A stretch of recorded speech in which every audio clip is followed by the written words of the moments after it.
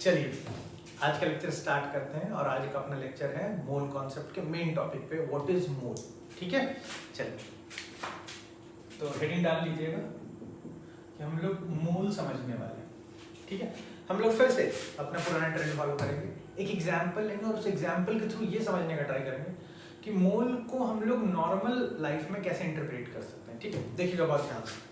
देखिए मोल जो है आपका, बहुत ध्यान से समझिएगा, मोल और कुछ नहीं, एक कलेक्शन ऑफ यूनिट है। ठीक है, तो आप बोलोगे सर क्या, तो mole is a collection of 6.023 into 10 to the power 23 unit. अब क्वेश्चन है कि ये क्या हो गया, इतना बड़ा यूनिट कहाँ से आ गया। ठीक है, तो हम लोग छोटा सा एग्जांपल भी लेके चलेंगे साथ में। ठीक है, चलिए यहाँ पे मैं क्या करता हूँ, इधर भी एक मैं नॉर्मल चीज लेता हूँ। जैसे आप यहाँ पे ले लीजिए, हम लोग इधर मोल ले रहे हैं, इधर चलो डजन ले लेते हैं। अब देखो सब लोग जानते हैं डजन क्या है, डजन दर्जन है ना। डजन नहीं समझे तो दर्जन समझ गए ना, दर्जन को डजन कहते हैं। चलिए तो यहाँ पर ध्यान रखिए, डजन क्या है, कलेक्शन ऑफ 12 यूनिट। अब सबको समझ में आ रहा होगा, एक दर्जन केला मतलब कितने केले, 12 केले। अगर मैं 1 मोल केला बोल दूं तो फ्यूज उड़ जाता है ना कि क्या हो रहा है। तो क्या होता है कि हम लोग केमिस्ट्री में बातें समझ पाते हैं, लेकिन अपनी नॉर्मल लाइफ से उसको कंपेयर कर पाना थोड़ा सा मुश्किल हो जाता है ना नॉर्मल लाइफ से। कि भाई डजन तो समझ में आता है, पेयर भी समझ में आता है कि पेयर में 2 होते हैं, एक पेयर शू बोला मतलब 2 शू है ना। लेकिन ये वाला फंडा कुछ मोल वाला नहीं जमता है। उसके लिए क्या करेंगे हम लोग, देखिए डजन का मतलब क्या है, कलेक्शन ऑफ 12 यूनिट। अब इसको बहुत ध्यान समझते चलेगा। हम लोग क्या करेंगे, एप्पल का एग्जांपल लेंगे और क्लियर करेंगे। जैसे कि मैं पहले इधर एग्जांपल लेता हूं, अगर मैं बोल दूं कि 1 डजन एप्पल। अब देखो आप लोगों में से हर बंदा समझ रहा होगा कि क्या है 1 डजन एप्पल का मतलब कितने हैं, 12 एप्पल। ठीक है, 12 एप्पल है भाई, चलो बहुत बढ़िया, इसमें कोई दिक्कत नहीं, सबको यहाँ तक बहुत अच्छा चल रहा है। अब मैंने क्या बोला कि भैया मेरे 1 मोल एप्पल है मेरे पास। अब कांड होना स्टार्ट हो जाता है। एक डजन एप्पल में जब ये डजन 12 का यूनिट है, 12 एप्पल आए, तो 1 मोल एप्पल अगर मैं बोलूं तो क्या होगा बताइए, इतने सारे Apple 6.023 into 10 to the power 23 Apple है ना। हाँ ये अलग बात है कि इतना सारा अगर एप्पल आ गया तो बहुत मुश्किल हो जाएगा है ना। इतने एप्पल रखेंगे कहाँ, एप्पल हो गए पूरे वर्ल्ड में नहीं, कई दुनिया में नहीं। चलिए तो कुल मिला के 1 डजन एप्पल का मतलब दिस। अब अगर मान लीजिए आपसे कोई बोले कि भाई मेरे पास 2 डजन एप्पल है, 2 डजन एप्पल। अब देखो ध्यान से सुनना मेरी बात, वो आपसे बोल रहा है 2 डजन, तो 2 डजन एप्पल का मतलब क्या है, 2 एप्पल क्या है, हाँ नहीं ना। वो क्या बोल रहा है, 2 डजन एप्पल, मतलब उसके कहने का मतलब ये नहीं कि 2 एप्पल है। आप जानते हो कि 1 डजन में 12 होते हैं, तो 2 में कितने हो जाएंगे, 24। हाँ तो आप बोलोगे भाई 24 एप्पल। अब देखिए यहाँ तक बात बहुत अच्छी लगती है सुनकर। अब जैसे ही मैं इधर आऊंगा, इसको मैं ऐसे नहीं लिखता, इसको मैं ऐसे लिखता हूँ 2 into 12। ठीक है, अब कितने एप्पल हो जाएंगे, 2 into 12, एक डजन में 12 तो 2 डजन में 12। अब देखिएगा, अब जैसे मैं बोलूंगा कि 2 मोल एप्पल है मेरे पास। अब बहुत ध्यान से समझना, एक डजन में 12 थे और 2 डजन पूछा था, तो 2 से मल्टीप्लाई मारा आपने। तो अगर 2 मोल एप्पल पूछा है तो 1 मोल में इतने होते हैं, तो 2 मोल में कितने होंगे, 2 into 6.023 into 10 की पावर 23 एप्पल। देख लीजिए, इसको समझने में इशू नहीं आना चाहिए।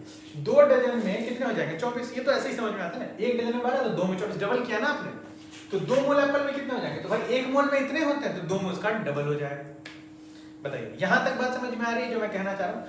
पेयर के साथ में हम लोग ऐसा ही सेम चीज कर सकते हैं। इसको देख लीजिएगा जरा सा, ये बात समझ में आनी चाहिए आपको।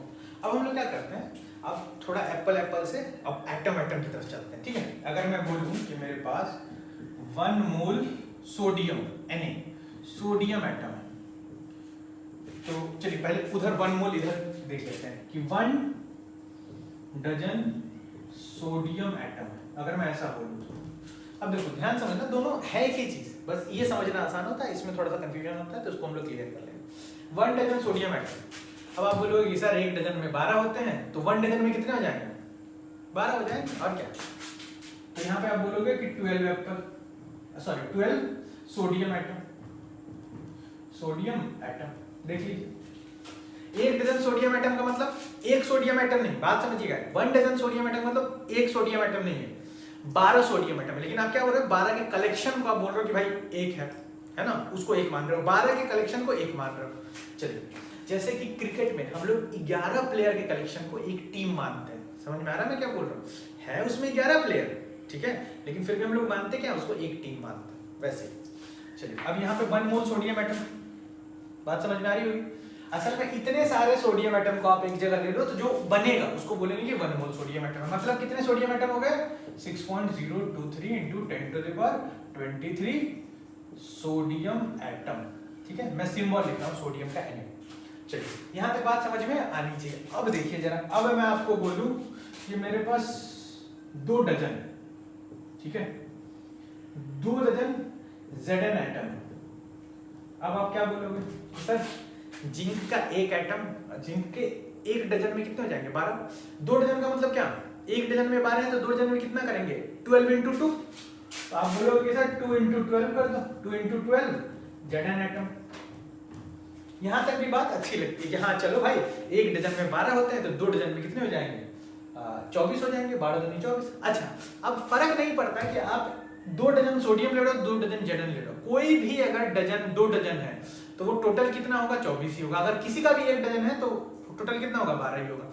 अब ऐसे ही समझ लो, क्रिकेट का टीम है, दुनिया का कोई भी क्रिकेट का टीम, आपके गली वालों को छोड़ के, जहां पे आप 2 लोगों में भी टीम बना सकते हो उसको छोड़ के, है ना, नॉर्मल कोई भी इंटरनेशनल टीम हो या फिर नॉर्मल जो टीम प्रोफेशनली खेल रहे हैं, 11 प्लेयर पक्के हो। ऐसा नहीं बोलेंगे चलो मेरे पास 9 प्लेयर है खेल लेते हैं, क्या दिक्कत है, 2 का एक बंदा होगा, 2 बार बैटिंग कर लेगा। ऐसा नहीं करते जैसा हम लोग क्या करते हैं, है ना।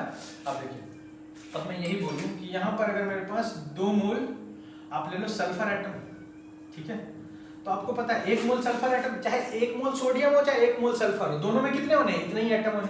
और 2 मोल का मतलब 2 इंटू दिस, आप इसको मल्टीप्लाई कर दो, 6.023 into 10 to the power 23 sulphur atom. बात समझ में आ रही है मैं क्या कह रहा हूँ? देख लीजिए जरा यहाँ ध्यान से। मतलब कि डजन जो है वो किसी भी चीज का 1 डजन लोगे भाई 12 होगा, तो किसी भी चीज का 1 मोल लोगे तो इतना होगा। तो अगर 2 मोल लोगे तो इसका डबल ही होगा ना, 3 मोल लोगे तो इसका ट्रिपल हो जाएगा। गेम खत्म, बस इतनी सी ही तो बात है, ठीक है। तो मोल कुछ नहीं है, एक कलेक्शन, एक सर्टेन चीज को कलेक्ट कर लिया उसको मोल। जैसे क्रिकेट में अभी थोड़ी देर पहले बोला 11 को कलेक्ट करके एक क्या बोलते थे? एक टीम, लेकिन एक टीम बोलते हैं पर होते 11 प्लेयर, ठीक है। चलो, तो यहां तक बात समझ में आ गई होगी आप लोगों को। अब आगे बढ़ते हैं, ठीक है। देखिए, तो मोल आप समझ गए, मोल को डजन से आपने कंपेयर कर लिया। अब हम लोग पढ़ने वाले हैं मोलर मास, ठीक है। चलिए, अच्छा यहाँ पे मैं एक और एग्जांपल लेता हूँ, छोटा सा एग्जांपल और मॉलिक्यूल के टर्म्स में लेता हूँ। अगर मैं बोलूं कि मेरे पास 4 डजन H2O मॉलिक्यूल है, 4 डजन H2O मॉलिक्यूल, मतलब मेरे पास कितने डजन हो गए? 1 डजन में 12, तो 4 डजन में कितने हो जाएंगे? 12 इंटू 4 बोलोगे ना कि सर 4 इंटू 12 कर दो आप, बात खत्म। थोड़ा छोटा हो गया, देख लीजिएगा, डजन H2O मॉलिक्यूल, ऐसा होगा ना। 1 डजन में कितने होते हैं? 4, मतलब सॉरी 1 डजन में 12, तो 4 डजन में कितने? 24, इतना हो जाएगा 12 चौके 48, ठीक है, तो 48 हो जाएगा। चलिए, मैंने मल्टीप्लाई करके लिखा बाकी आप समझ पाओ, 4 इंटू दिस, 1 डजन में इतने तो 4 में कितने, तो उसका मल्टीप्लाई, है ना। चलिए, अब यहाँ पे आइए, अब यहाँ पे मैं बोलूँ अगर ऐसे भी 4 मोल H2O मॉलिक्यूल, इसका मतलब क्या हो गया?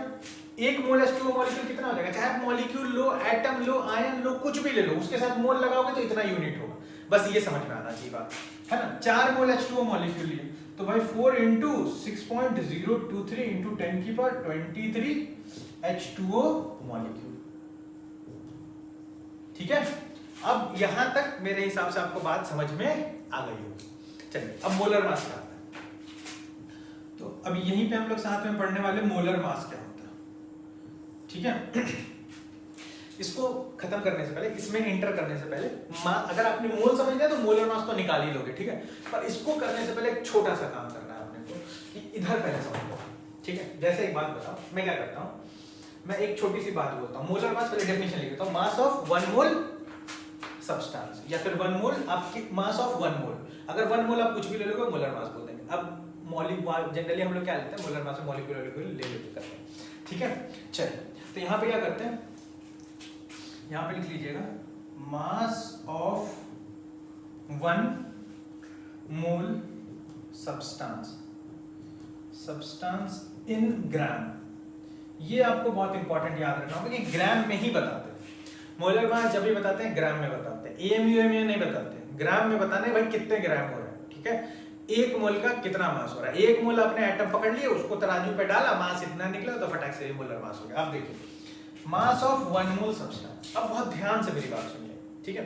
अगर मैं ऐसा बोलूं, एक छोटा सा एग्जांपल लेता हूं, ठीक है ना, मैं ले लेता हूं एक छोटा सा बात। मैं अगर बोलूं कि मास ऑफ 1 एप्पल, मैं आपको बता दूं कि मास ऑफ 1 एप्पल कितना है। मान लीजिए मास ऑफ 1 एप्पल मैं ले लेता हूं 10 ग्राम, ठीक है। थोड़ा छोटा एप्पल है थोड़ा छोटा एप्पल है। मास ऑफ 1 एप्पल 10 ग्राम। अब एक बात बताइए कि अगर मैं बोलूं कि 1 डजन का मास कितना है, ठीक है।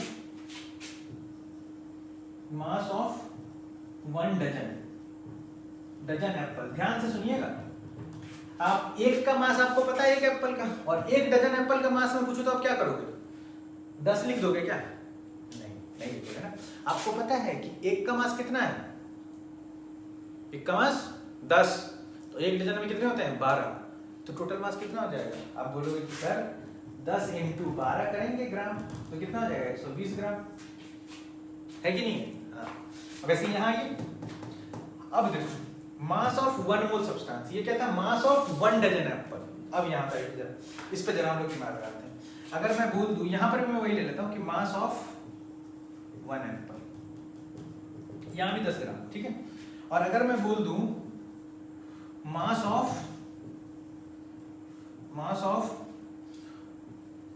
1 मोल एप्पल, ठीक है, 1 मोल Apple.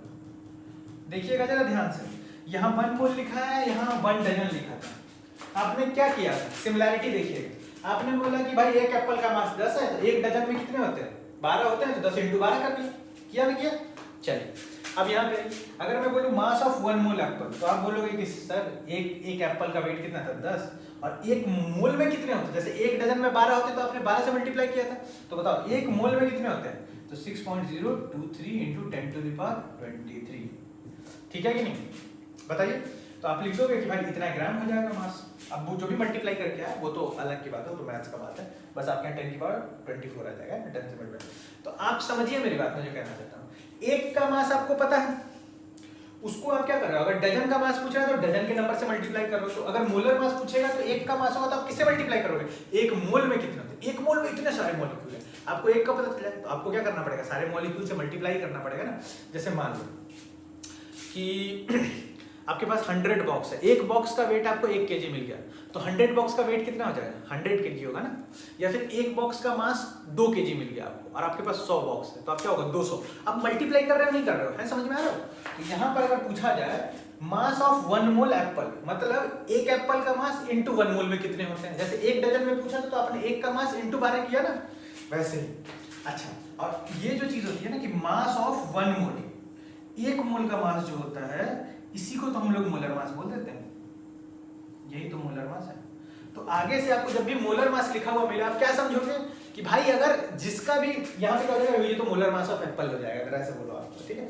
Mass of 1 mole substance is equal to molar mass, लेकिन वो ग्राम में होना चाहिए, ठीक है। तो ग्राम में आप देंगे आंसर, मैं ग्राम नहीं करना सिखाऊंगा। तो बोलिए यहाँ तक बात समझ में आ रही है? मोलर मास क्या है? Mass of 1 mole sample, mass of 1 mole sample. 1 मोल आपने लिया, यूनिट लिया, उसका मास निकाला, वही मोलर मास हो जाता है। चलिए एग्जांपल पे आते हैं फटाफट। यहां तक आई थिंक आप लोगों को क्लियर हो गया होगा। तो अब हम लोग निकालने वाले हैं कुछ, मैं छोटे छोटे टूल्स बता देता हूं आपको, ठीक है। मोलर मास कैलकुलेट करने वाले तो छोटी छोटी बातें बता देता हूं मैं आपको। छोटी छोटी बातें क्या है? तो कुछ मोलर मास निकालने से पहले तो एक बात आप ध्यान रख लीजिएगा कि 1 AMU इनटू, छोटी सी बात पहले एक नोट करके एक बात आपको ये पता होना चाहिए कि 6.023 × 10⁻23 ये 1 मोल था ना, इसको एवोगाड्रो नंबर भी बोल सकते हैं, और इसी को रिप्रेजेंट करते हैं Na से। Na कैपिटल N और कैपिटल A होगा, लेकिन सबस्क्रिप्ट में होगा। अच्छा, अब बार बार देखो ना, बार बार मैं 6.023 10⁻23 लिख रहा हूँ, समझ रहे हो? इसको लिखने से अच्छा कि भाई Na लिख दूं, है ना, बाद में मल्टीप्लाई करने में तो देख लेंगे जो आएगा। तो इसको हम लोग ये लिख सकते हैं। तो एक बात तो आपको ये पता होनी चाहिए। दूसरी बात जो पता होनी चाहिए, अगर आप AMU into Avogadro number this, AMU कल बता दिया था 1.66 × 10⁻⁴ -24। इन दोनों को मल्टीप्लाई करोगे तो वैल्यू आती है 1 ग्राम। ठीक है, मैं वैसे बता देता हूँ कैसे होता है। देखिए 1 AMU कितना होता है, 1.66 × 10⁻24 है कि नहीं, 1 AMU। और Na कितना होता है, 10⁻23। तो यहाँ पर देख लीजिए इंटू 6.023 × 10⁻23। तो जब आप इसको निकालोगे तो ये अप्रोक्सीमेटली इक्वल टू 1 ग्राम आती है। ये वैल्यू किसमें होती है, ग्राम में। ये 1 AMU है ना, और ये मेगाटन। तो यही मैं बोल रहा था, यही चीज यहाँ लिखी है। तो आप सीधा इसको याद रखो, ठीक है, कि AMU × Na 1 ग्राम के बराबर होती है। अब बाद में चाहो तो आप इसका इधर उधर शेडिंग कर सकते हो। चलिए अब इसके बाद क्या है कि चलो ये तो हो गया सर। हाँ, अब आ जाते हैं हम लोग मोलर मास पे।